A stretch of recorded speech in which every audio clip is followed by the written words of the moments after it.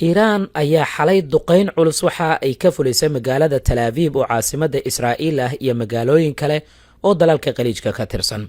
magaalada Talaaviib waxaa la sheegay gantaalada dhowrka madax leh ee kala baxaya inay ku weerartay. muuqaalada la soo bandhigayna waxay muujinayaan xaafado dhowr ah oo gubanaya, gantaalkii oo kala firdhismaya, sidoo kalena ku dhacay qaybo ka mid a magaalada Talaaviib oo caasimadda Israa'iil ah.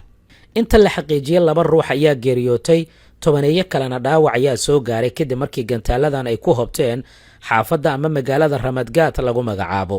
magaaladan waxay ku taallaa koonfurta magaalada Talaaviib.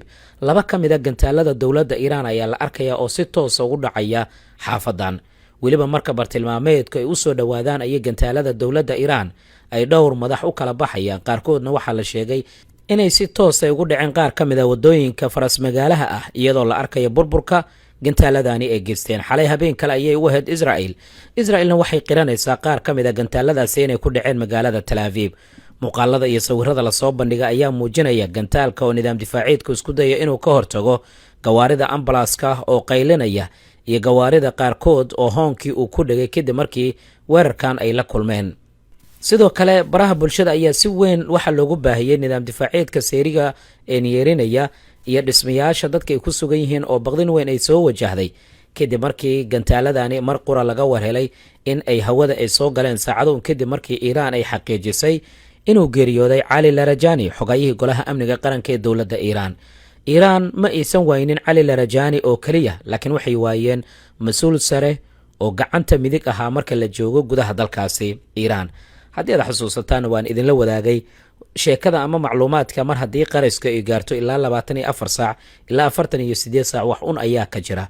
laakiin inta aysan 24 saac ka soo wareeganba Iiraan waxay qiratay mas'uuliyiintan inay ku geeriyoodeen duqeymo ka dhacay gudaha dalkaasi.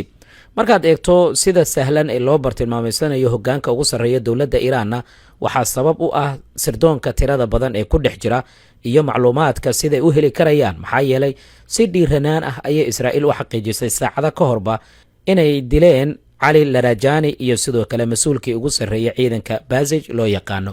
halkaas marka waxaad ka ogaanaysaa sida sirdoon ahaan loogu dhex milmay mas'uuliyiinta dowladda Iiraan. dilkiisan waxaa la sheegay in la daba socday, xogta ugu badanna waxaa la helay maalintii Isniinta ee la soo dhaafay kadib markii munaasabadii Qudus lagu magacdaray uu ka qayb galay Cali Larajani.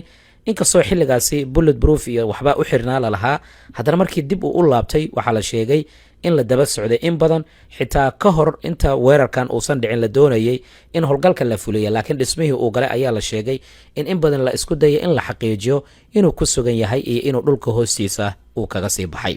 waan arki doonaa waxyaabaha ka soo kordha.